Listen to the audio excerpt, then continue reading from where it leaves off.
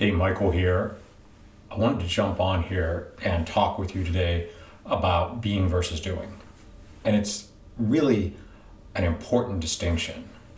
What I want to ask you, and maybe you've heard this before, maybe you've talked to people or seen messages that say, who do you need to be to do whatever it is you want to do, to be the CEO of a company or to do a project or to sell something or anything like that. And by the way, just before we start, I'm not selling you anything in this video. This video is purely about delivering some information. So a couple of things to start with. One, let's not analyze what I'm going to say. If you get into analyzing, you're going to miss it. I certainly missed it the first time I heard about this because I was like, well, how does that work? And I got into all of that kind of stuff. If you just listen from, say, your heart, or maybe just without analyzing it, just taking it in, just full on listening. And you know how to do that. Your mind knows how to do that. And an important distinction here is that your thinking and your mind are two different things. Maybe you think thinking happens in the mind, but actually thinking happens in the brain, and the mind is a much different thing than that. Hard to even call it a thing. Our mind is formless, and the thinking is all of the information that we've stored in the brain, all of the patterns that the brain runs automatically for us. That's the thing that both helps us and gets us into trouble when patterns that aren't helpful run over and over again. And that's where we get into that analysis. How am I going to do something? What am I doing? And then we're doing from a place of great effort. Now that's a big kind of statement right there. We're doing from a place of effort. And you might ask, well, how do you do without effort? Well, I'm not talking about the kind of effort that you might put in, say, if you were sanding a block of wood. You can sand a block of wood with a lot of effort and a lot of mental processing. And that can be really, really exhausting. If you sand that block of wood with a lot of mental processing, if you're thinking about it, if you are decrying it, if you're worried about like how it's going to turn out, if you just hate sanding a block of wood, and I'm using sanding a block of wood, of course, as a metaphor for anything that you might want to create or do in your life. Now I said the word want, and I'm going to come back to that. When we just do something, we're being. Right? When we drop the mental process, we're just being the sander of the block of wood, if you will. That's kind of a way to put it. What I'm really doing is pointing you away from your thinking. Now look, there's effort involved. There's, your muscles are moving. You're doing something when you're sanding a block of wood. But you're being who you actually are when you let go of any mental processing over all of that. Now, I'm not knocking analysis. Look, I came up as an analyst. I came up as an analyst. I lived in the IT world for most of my life. So what I want to share with you about that is that it's really helpful. I could look at things and computer programs and in systems and figure out how to make them work. But the interesting thing is that I had a lot of knowledge on how to do that. I was most effective when I didn't spend my time thinking about it. So let me give you an example. And it's almost like sanding that block of wood while being upset about it.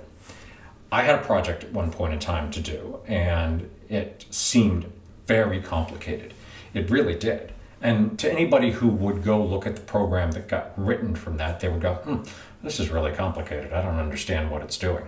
At least at first, until they did understand what it was doing.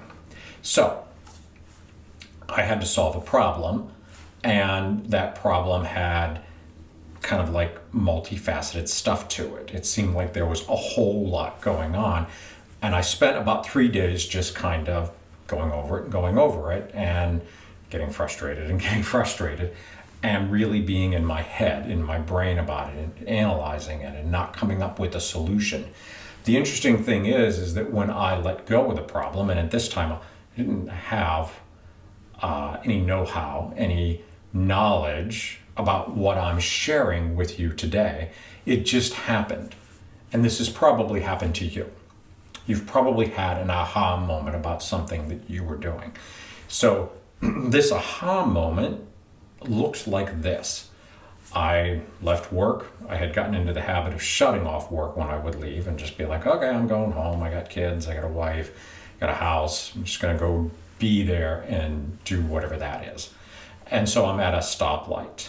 And as I'm at the stoplight, all of a sudden, I could see the entire solution to the problem I was asked to solve. And the next day I was able to write it out, and that became the program that was written. I didn't write the program, somebody else wrote the program. I handed it off to do what was needed in that computer system. Now, it could be actually much simpler than that, right? So I had all of the knowledge in my brain about how to do all of those things. But it took me stepping out of the analysis for my mind, to put it together. So it, in a sense, formed from the formless, if you will, and mind is formless. Now, what does this have to do with you? Well, you may be putting in a lot of effort. You may be struggling in a lot of ways to get things done, thinking this is going to take a long time, this will have all of these problems, there are so many moving parts and all of this kind of stuff. And it might be your work, right? It might be your career. It might be how are you going to bring together a number of people in your company. It might be how are you going to fix problems between you and your wife? How are you or your partner, husband. It might be that you have a mechanical problem around the house to fix. Now, quite frankly, I like to call somebody to come and do that sort of thing if it's really going to be involved, because somebody else has the know-how and the knowledge to do that, and they can come in and do it, and I don't have to spend my time on it. That's kind of my solution, right? That's where I go. But I do know how to do a few things around the house, and so here's another good little story. My daughter asked me to help her with her hot water heater, which was not heating the water, and it was an electric one, and I was sitting there. I couldn't get the water out of the hot water heater to take the electrical element out. I spilled water all over the floor, and I tried everything to get the water out of the hot water heater. And finally, in a moment of frustration, I just said, okay. And I sat there quietly for a moment. And all of a sudden, I remembered there was this thing that finally came forth. It was shown to me. Now, I'd seen it, okay? It wasn't new information. I had seen it, of somebody doing it without taking the water out. And so I was like, aha, that's it. I had the aha moment. Now, I'm not pointing at anything new here, right? I just remembered this YouTube video that I saw where the guy got prepared and very quickly switched the heating element out in the water heater without taking the water out, because the water will come out. So water's going to come out. I accepted that was exactly what was needed.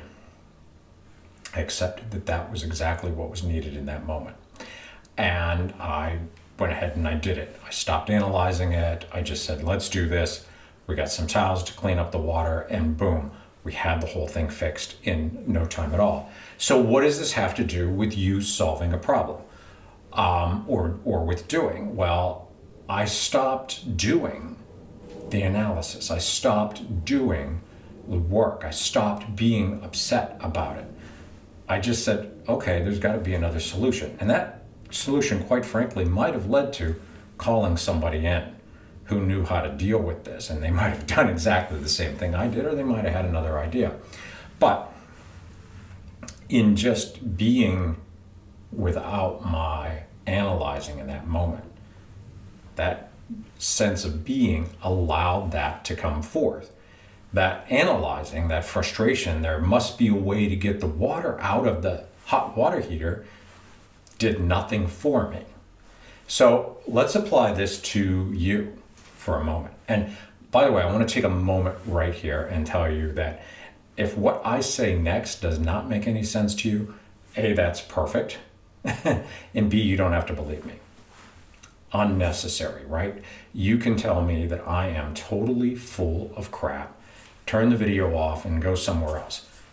If you're still watching, you can still do that later, but I want to share with you that when we stop analyzing things and let it rest, things come forward. Maybe it's something new. Maybe we get some insight and wisdom that's new to us. Maybe we remember something like, what if we applied this? And it's not an analysis that's going on. It's just being quiet and allowing the world to be as it is, allowing ourselves to be who we are in that moment. When we're caught up in our heads, that's when we get in trouble. That's when we get in trouble. I'm not saying that you don't look at the numbers for your company. I'm not saying that you don't have somebody analyze what's going on. Those are all helpful, useful things. And analysis is great, but we don't get insight from analysis alone. We get insight from seeing what's there and then being who we are. We're not who we are when we're stuck in this, I have a problem that I have to fix, that I don't know how to fix, and I have to analyze this over and over again. And analysis is great for numbers and computer programs and logic and building rockets and things like that. But, let's be honest. If you work for a company that builds rockets and there's a big leap made in how the rocket performs, that probably came from insight. Insight comes from who you are, from the core of your being. And being is different from doing. Doing is effort with analysis, with all of that kind of stuff. There are other types of problems that we attempt to solve with analyzing it. And they're kind of like, thinking problems, mental problems, mental exercises that we do about our relationships, that we do about goal setting, and we get real caught. You can get real caught in, I don't know what goal to set. Is this going to be the right goal? Is this going to be the wrong goal? And I suggest to you that you approach that from a place of being, from being really quiet. Look, you've gone through school. You've experienced life. You can be who you are without anything else and just experience life in the moment. And that life in the moment takes you out of the future, worrying what's going to happen, that anxiety, takes you out of the past, regrets, this went wrong, we should never do that again, kind of thinking. Look, maybe you feel depressed. Maybe you have anxiety or experience anxiety. I don't like to use have anxiety because anxiety comes from our thinking, right? We're thinking, what if this goes wrong? What if this relationship fails? What if I'm no good to anybody? What if I'm not a good person, even though maybe you are? And all of that is about judgments and comparison. When you're just being as you are, you're no longer in the space of judgment and comparison. So when somebody says, who do you have to be to get to a goal, to do something, to put yourself out in the world, to speak at an event and persuade people, who do you have to be to all of that kind of stuff? Well, you know what? Guess what? I'm going to take that speaking thing because I'm speaking to you right now, if you're still watching this video, and I'm sure that you are because we're 15 minutes in almost. And I need you to know that I didn't prepare this. I'm just being right now. I'm not analyzing what's going to come out of my mouth. I'm not worried that I said something wrong or that I cursed. I might have. I'm not sure. And it doesn't matter as long as what's coming through is helpful to you. That was my only purpose in showing up on this video today. Now, look, I did all kinds of things before I started recording the video. I checked the lighting. I don't think it's the best, but you know what? It's going to do. I checked the sound quality, and for the room that I'm in, this is the best sound quality that I have right now. Has a little bit of an echo to it. But to be as I am, who I originally am, before analysis, before knowledge, before all that learning, before making comparisons to other things outside of myself, to be just that in this moment is powerful. When you are just that in the moment, you are powerful. Now let me restate that. You are powerful in every moment. Doesn't seem like it when you're analyzing it, right? Well, I'm not as good as that person over there. You can be the best you can be. That comparison stops you from being who you are. You still are who you are, but it stops you from acting as who you are. Sounds kind of strange, doesn't it? If you're following me, and I hope that you are, you're following me from outside of analysis. Now, I'll give it to you, right? You're probably analyzing this. You're probably thinking something about it. What is this guy talking about? This doesn't make any sense. I'm still listening though. Maybe he has something here. How do I figure it out? There's nothing to figure out. That's just the beauty of being in the present moment. There's nothing to figure out. I often use this washing dishes metaphor, and I wrote about it in an email the other day. About Thich Nhat Hanh saying, if when you're washing dishes, he's telling a little bit of a story, you're thinking of the cup of tea that's waiting for you while you're hurrying up trying to get the dishes done because you want to get to that cup of tea, right? If you're at work and you've got a piece of work in front of you, you're rushing to get to it and you're analyzing, how can I get this done faster? What's going wrong here? I can't wait till this is over, and you're missing your life. Now, if you're the CEO of a company or the CFO or you're, maybe the CIO, the Chief Information Officer, if you are in a state of worry and angst, anxiety, maybe depression, maybe, you're angry about what's going on. And those are all normal things. People experience those things. We're human beings. We experience all of that kind of stuff. But when we see that it's just our thinking that's causing that, there's no need to analyze why you're angry. We'll get down that path, then we're going to punish somebody. I'm angry at this person and they should be fired. I'm angry at that person and I'm not going to talk to them anymore. I'm angry at this situation. Maybe you're angry at the government. Maybe you're angry at a church organization or another social organization because they're not doing things the way that you would like them to be done. That's just thinking. Don't analyze that. Just be who you are in the moment. Now, I'm saying just be who you are in the moment, and you're like, well, I don't know how to do that. I don't know how to do that. Don't worry about how to do that. There's another thing I've seen floating around out there in the world, and it's this 1% better idea. And I want to apply that idea right here. So if we could do something 1% better today, that's better than 0% better, right? That's the idea that they have out there. If we can feel 1% better today, then we're doing better than we were yesterday. It's better than 0% better.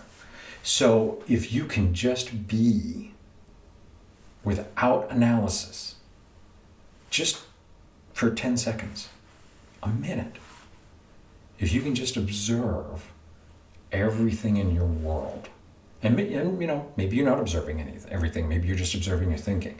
Maybe you're just observing the feeling of being depressed, of feeling depressed, or feeling anxious, or feeling anger, or feeling grief. In that moment, in that 1 minute is better than 0 minutes. 10 seconds is better than 0 seconds. And that has a powerful impact beyond what you could know. If you consider, back to the story about the software development, when I was sitting at the traffic light, I spent 8 hours for 3 days, 8 hours a day, grinding through how was I going to solve this problem and being frustrating. And I left work and let go of it, and at the red light, in a flash of an instant, when I was just being, not thinking about anything else, I'm just at the stoplight. Like that, the solution showed up. How often has that happened for you? How much more can you be in this moment as you are? It's okay to feel depressed. Just feel depressed. It's okay to believe whatever it is you believe, whether it's a spiritual belief or a God belief, or maybe you're an atheist. Be that. Let that be as it is. Your original self, your original being shows up. And it's okay. It's okay to have those beliefs. Hey, maybe they'll change in some way. Maybe you'll see something you didn't see before. That's okay. Maybe you'll continue to be exactly as you are. And that's okay too. The point is that seeing doesn't come from the analysis of who I am and who I have to be.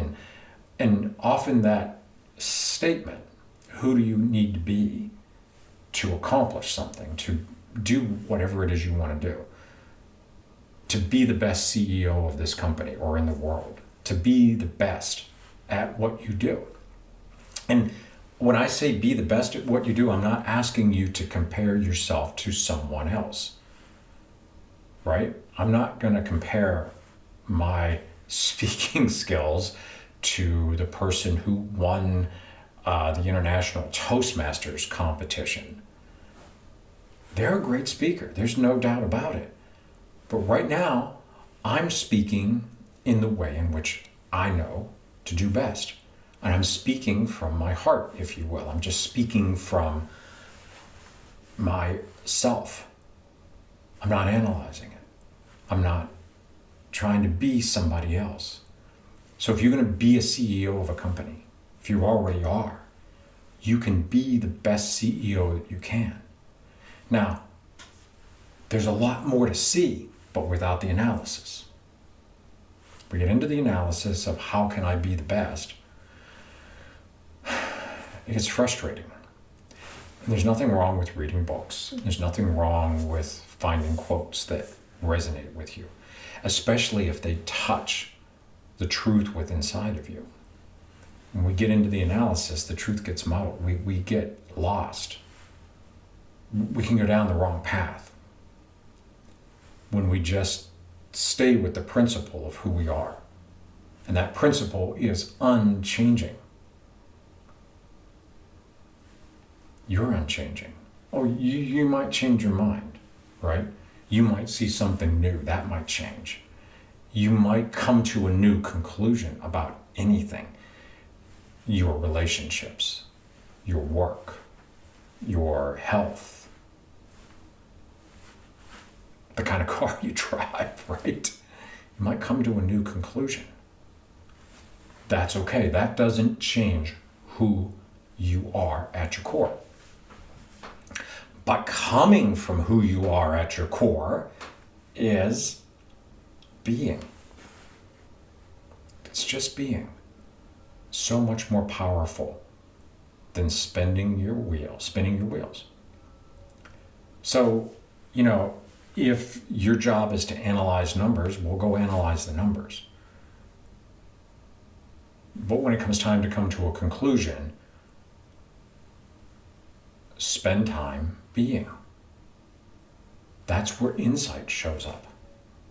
After you've looked at all the numbers, after you've researched and crunched and put them in spreadsheets or databases and turned them around every which way but loose, be with it and see what shows up from you, from being, from your original self.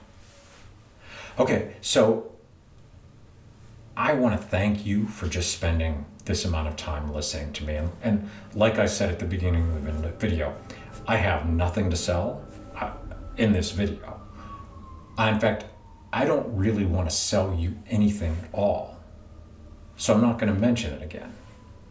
But I want you to know that I'm providing this information for you to be, even if it's just for 1 minute, even if it's just for 10 seconds. And it's okay, right? Just to be. You don't need the analysis. The analysis is going to frustrate you at some point. But just be, and then be again tomorrow, and then be again in the next hour. And take time to spend time being just as you are, and seeing what new thing comes up. So I was talking a little bit about that, what do you need to be? And that can be an analysis kind of a question, right? But I think what people mean to do is point you beyond your thinking when they ask that question. And I'm going to rephrase it. Who are you now in your being that allows you to do this kind of speaking, to be a CEO, to perform the jobs or tasks, or to be in a relationship, to love some other human being, to love many other human beings, to be in love with your life without any kind of effort, so that your life, all aspects of it, become effortless. That's what I wanted to share with you today. And I will talk to you again soon. Okay.